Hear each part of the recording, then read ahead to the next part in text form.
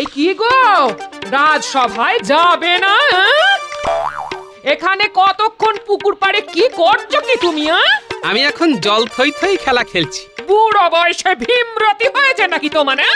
যাই বলো না কেন, আমার কিছু যায় আসে না গিন্নি। এই গরমে ঘন্টা খানেক চান না করলে যে প্রাণটা জুড়োয় না। এরপরে তো আবার আবদ্ধ রাজসভায় আটকে থাকতে হবে। অনেক অনেক চান করেছো, এবার উঠে এসো দেখি। কি জ্বালা! তোমার কি কোনো কাণ্ড জ্ঞান নেই নাকি? রোজ রোজ রাজসভায় দেরি করে যাও। এই উঠে এসো। জ্ঞান আমার টনটনেই আছে, কিন্তু মনটা পুকুর ছেড়ে যেতে চায় না, বুঝলে গিন্নি। রাজসভায় মহারাজের জন্য তাও পাখা দিয়ে হাওয়া করার লোক আছে, কিন্তু আমাদের মতো কুঞ্চিত বঞ্চিত সভাসদদের জন্য তো এত ব্যবস্থা নেই গিন্নি। সেটা মহারাজকে মুখ ফুটে বললেই হয়। তোমাদের সবার সুবিধা অসুবিধার কথা মহারাজ নিশ্চয়ই ভাববেন। এখন চলো, খেতে চলো। ভাত সেই কখন থেকে বেড়ে রেখেছি, এতক্ষণ বোধহয় শুকিয়ে চাল হয়ে গেল। এই চলো চলো চলো চলো, জোর খিদে পেয়েছে, খেয়ে দেই আবার রাজসভায় যেতে হবে। চলো চলো চলো।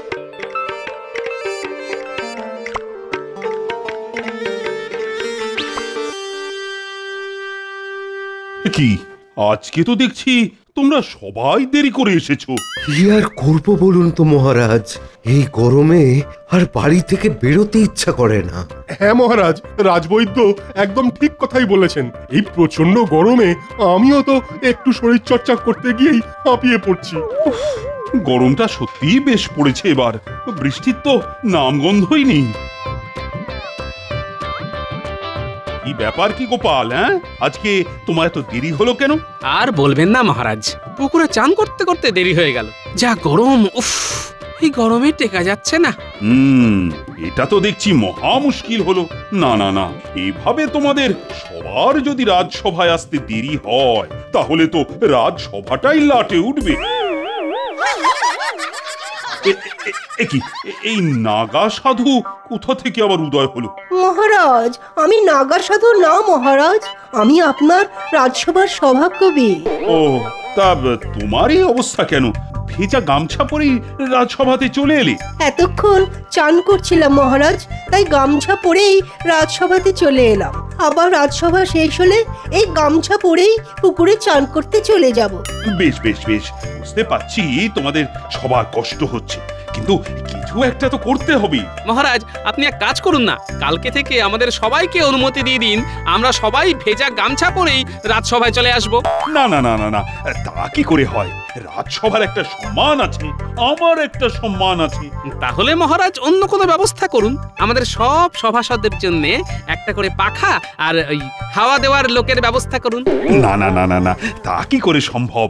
না না না, অন্য কিছু করতে হবে। কি করি কি করি কি করি কি করি? কালকে থেকে আমাদের রাজসভা রাজবাড়ির পুকুরে আয়োজিত হবে। পুকুরে? হ্যাঁ, পুকুরেই। তোমরা সবাই সকাল বেলা রাজবাড়ির পুকুরে দেখা করবে। আমরা পুকুরে ডুবে ডুবে রাজসভার আলোচনা করব। বাবা বাবা বাবা, এ তো উত্তম প্রস্তাব।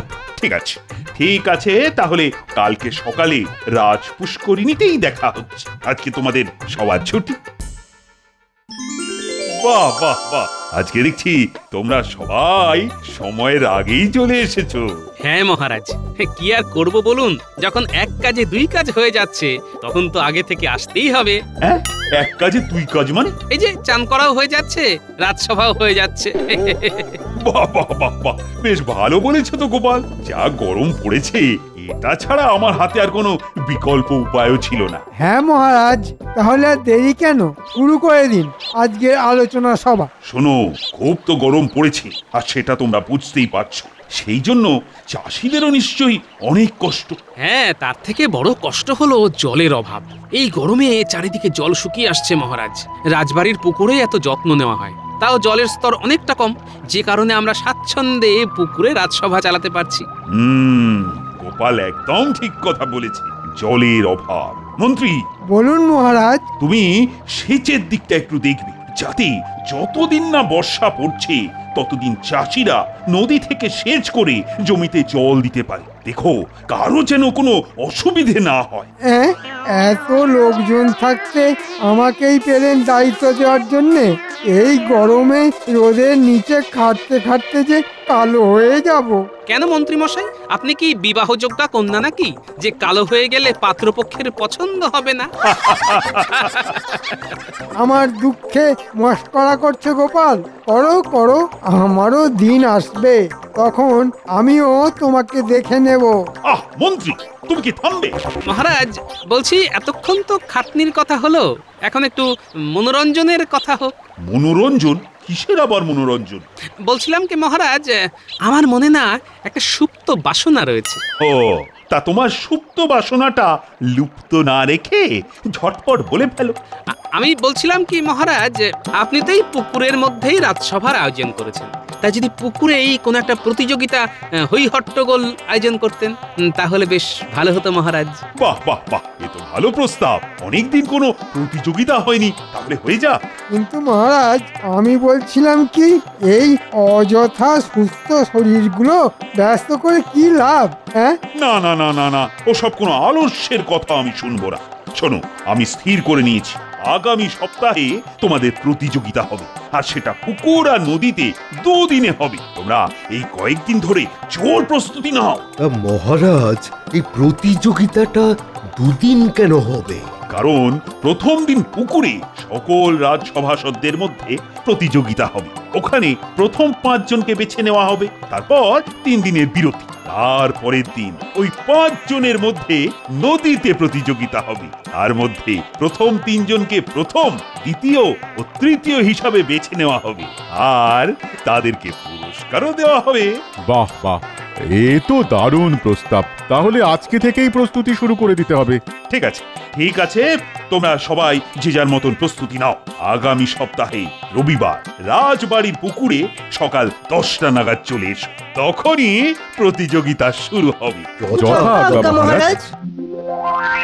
সেই কতদিন তো সাঁতার কাটার অভ্যেস নেই, এমন ভালো কাটতেও জানি না, কিন্তু প্রতিযোগিতাতে তো আমাকে জিততেই হবে, তাই কিছু একটা করতে হবে। যাই, ঘটার বাড়িতে যাই।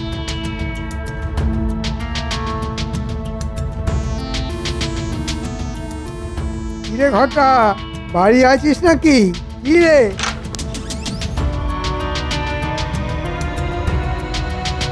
ও, ওটাও আছিস দেখছি।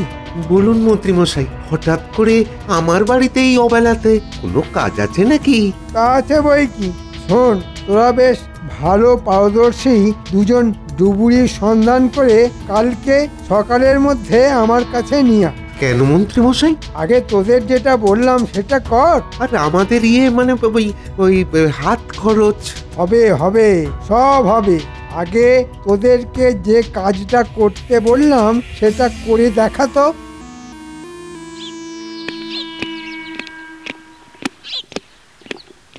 এই তো চলে এসেছিস। বাহ, তার মানে এরাই দুজন ডুবুরি। হ্যাঁ, আমরাই ডুবুরি। সারা দেশে আমাদের নাম আছে।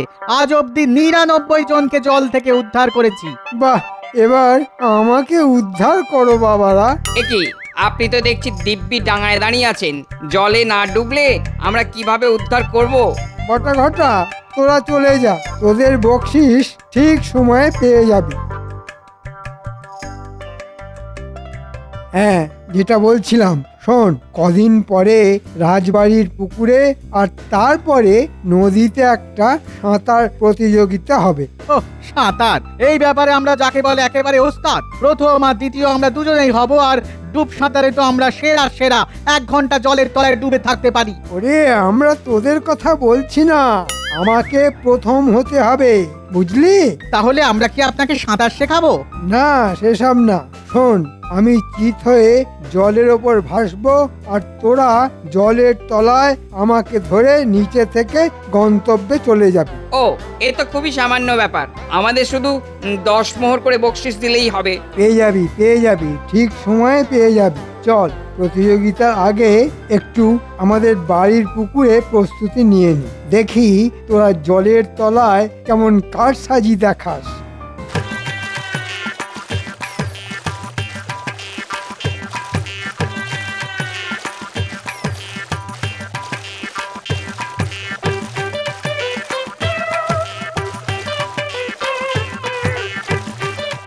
বাহ, অনেকদিন সাঁতার কাটার অভ্যেসটা নেই, কিন্তু দেখছি এখনো বেশ ভালোই দম আছে। কদিন প্রস্তুতি নিলে কিছু একটা পুরস্কার ঠিক জুটে যাবে। সেই যে মানুষটা কখন পুকুরে গেছে, এখনো ফেরার নাম নেই। যাই তো যাই, গিয়ে দেখি গিয়ে কি করছে।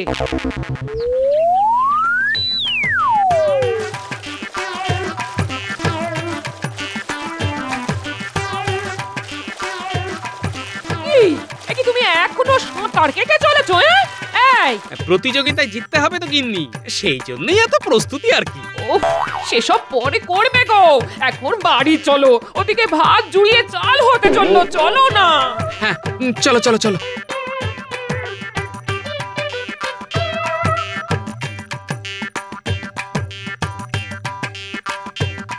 ধর ধর ধর, ঘুড়িটা ধর। এই যা গেল, ঘুড়িটা গেল, জলে পড়ে গেল। তোর ধর। এই নাপলা, একটা ব্যাপার দেখ, মন্ত্রী মশাই আবার মরে যায়নি তো? চল মহারাজকে গিয়ে জানাই। দূর বাবা, আমি মরিনি। এ কি, এই দুজন কারা? ভাগ ভাগ ভাগ এখান থেকে। এ কি, তোমরা সবাই হাজির আছো, কিন্তু মন্ত্রীর দেখা নেই কেন? দেখুন মহারাজ, মন্ত্রী মশাই হয়তো এখনো চিত সাঁতার কাটার প্রস্তুতি নিচ্ছে। যা বলেছো, হতেই পারে।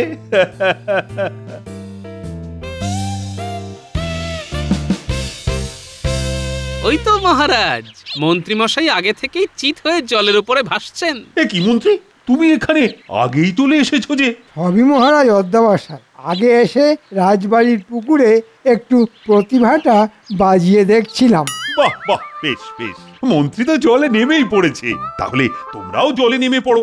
আমি যখনই 3, 2, 1 বলে হাততালি দেব, সঙ্গে সঙ্গে তোমরা সবাই সাঁতার কেটে ওপারে চলে যাবে। যে 5 জন সব থেকে দ্রুত ওই পারে পৌঁছতে পারবে, তারাই পরবর্তী পর্যায়ের জন্য নির্ধারিত হবে।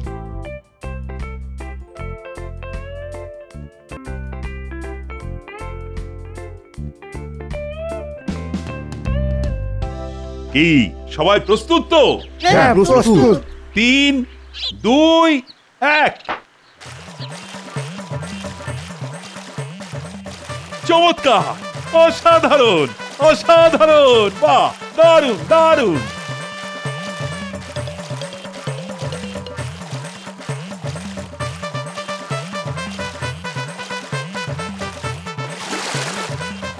মন্ত্রী প্রথম, সেনাপতি এইমাত্র পৌঁছলেন দ্বিতীয়, রাজজ্যোতিষী তৃতীয়, গোপাল চতুর্থ, রাজবৈদ্য পঞ্চম। বাহ মন্ত্রী বাহ, তোমরা সবাই উঠে চলে এসো আর আমার সাথে রাজবাড়ি প্রাঙ্গণে দেখা করো। কি মন্ত্রী মশাই, চলুন, আপনি তো প্রথম, চলুন। তোমরা যাও, আমি আসছি। বাইরে এত গরম যে জল ছেড়ে উঠতে ইচ্ছে করছে না।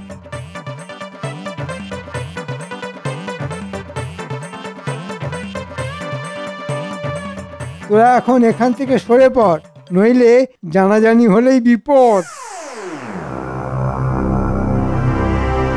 কই, মন্ত্রী তো এখনো এলো না, এখনো জলে ভাসছে নাকি? এই তো মহারাজ, এসে গেছি। হ্যাঁ, তা তো দেখতেই পাচ্ছি। শোনো, তোমরা যে 5 জন প্রথম থেকে পঞ্চম স্থান অধিকার করেছো, তারা আগামী রবিবার সকাল বেলায় নদীর পাড়ে চলে আসছো। কেমন?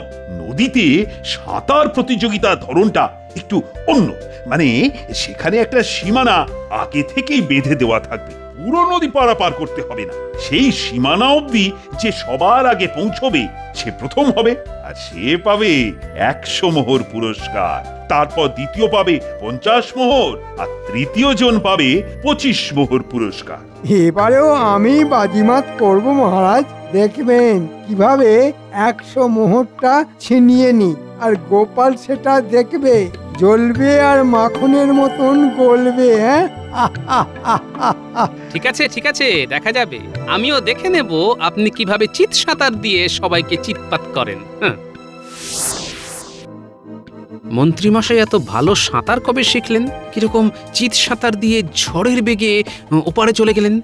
কেনই বা মন্ত্রী মশাই প্রতিযোগিতা শুরুর অনেক আগে পৌঁছে গেলেন আর শেষ হওয়ার অনেক পরে পুকুর ছাড়লেন? প্রশ্ন প্রশ্ন অনেক প্রশ্ন মাথায় ঘুরঘুর করছে।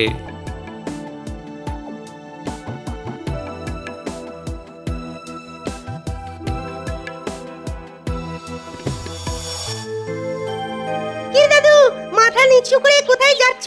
কোনো সমস্যা নাকি? আর বলিস না, তোদের দাদু এই গোপাল, যাকে মন্ত্রী কোনোদিন হারাতে পারে না, তাকে আজকে হারিয়ে দিয়ে মন্ত্রী প্রথম হয়ে গেল, তাও আবার চিৎ সাঁতার দিয়ে। সে কি বলছো দাদু, তুমি হেরে গেলে? আরে হাঁটতেই পারে। সেদিন দেখলি না মন্ত্রী কেমন মরার মতো ভেসেছিল? তারপর কিছুক্ষণ পরেই ওই পুকুরের নিচ থেকে দুটো লোক উঠে এলো। হ্যাঁ হ্যাঁ, ঠিক ঠিক, আমরা জিজ্ঞেস করতেই তো আমাদের তাড়িয়ে দিল। কি বললি? পুকুরের নিচে দুটো লোক? হ্যাঁ দাদু, আশেপাশে কেউ ছিল না। মন্ত্রী মশাই চিৎ সাঁতার দিচ্ছিলেন। কিছুক্ষণ পরেই দেখলাম দুটো লোক পুকুরের নিচ থেকে উঠে এলো। অদ্ভুত কাণ্ড, কি বলো? ও, তার মানে এখানেই একটা কিছু রহস্য লুকিয়ে আছে। সাবাস ন্যাপলা গুলটে, তোরা মন্ত্রী মশাইকে ছায়ার মতো লক্ষ্য করতে থাক, আর ওই লোক দুটোর ব্যাপারে কোনো কিছু জানতে পারলেই আমাকে জানাবি। আমি তোদের রসগোল্লা খাওয়াবো। আচ্ছা দাদু।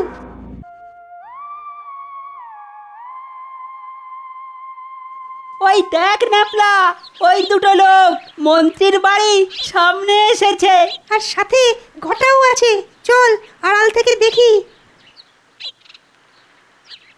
দেখুন মন্ত্রী মশাই, আপনি বলেছিলেন সময় হলে আমাদের বকশিশ দিয়ে দেবেন, এখনো আপনি দিলেন না। আমাদের তো কিছুই দিলেন না। আপনাকে প্রথম পর্যায়ে প্রথম করে দিলাম, তবু একটা কানাকড়িও জুটলো না। আরে পাবি পাবি। আর কতদিন অপেক্ষা করব? আমরা ডুব সাঁতার দিয়ে আপনাকে প্রথম করেছি, আর আপনি কায়দা করে ফায়দা লুটছেন, এদিকে বকশিসের বেলায় ঘোরাচ্ছেন। আরে বাবা, আমি রবিবারে তো প্রথম হয়ে 100 মোহর পাবো, তখন তোদের সব বকশিস একসাথে মিটিয়ে দেব। এখন তোরা যা, আমাকে একটু শান্তি দে। ঠিক আছে, এখন যাচ্ছি, কিন্তু সেদিন বকশিস না পেলে কিন্তু অশান্তি বাঁধিয়ে দেব। ওরে গুলটে, এ তো সাংঘাতিক খবর। ব্যাপারটা এক্ষুনি দাদুকে জানাতে হবে। হ্যাঁ, দেরি না করে চল চল।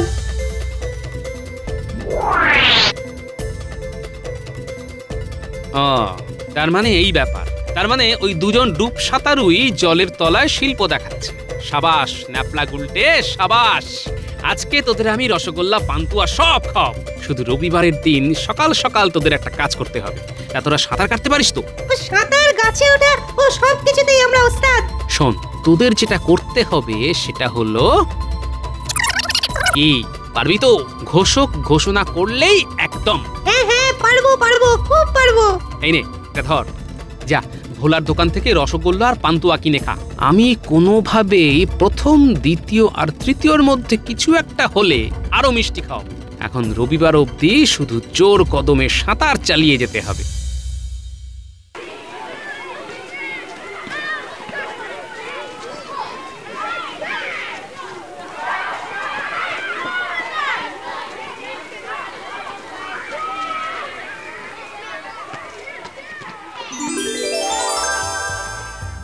বাবা, আজকেও তো দেখছি মন্ত্রী আগে আগেই চলে এসে ভাসছে।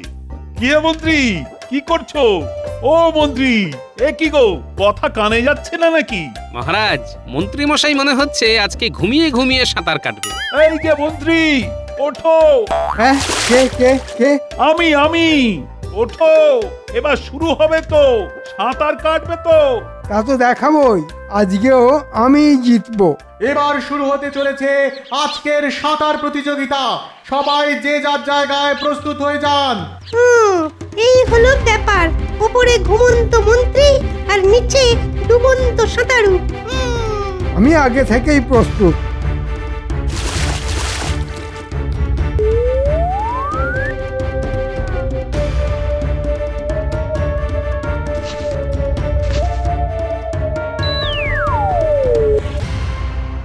নীল মহারাজ, এবার আপনি বলুন। 3, 2, 1।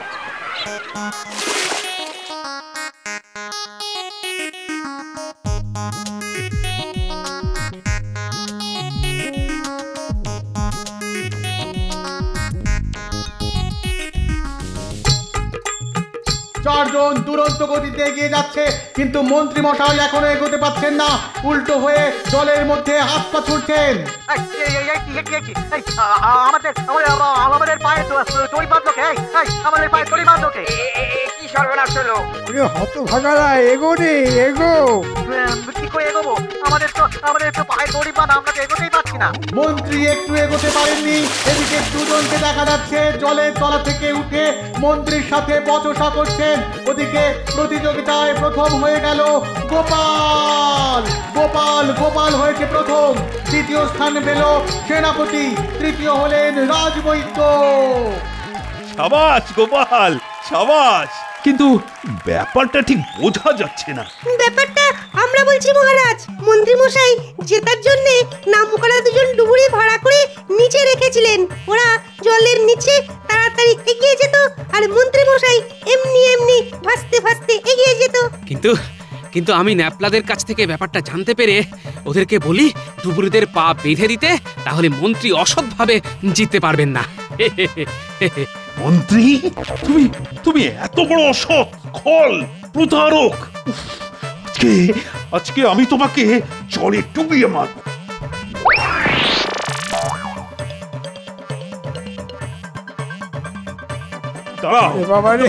মহারাজ, আমাকে এভাবে তাড়া করবেন না। আমি ভালো সাঁতার জানি না, ডুবে যাব। মন্ত্রীর ডুবন্ত সাঁতার আজ আমি তোমাকে ডুবিয়েই ছাড়বো। দাঁড়াও বলছি।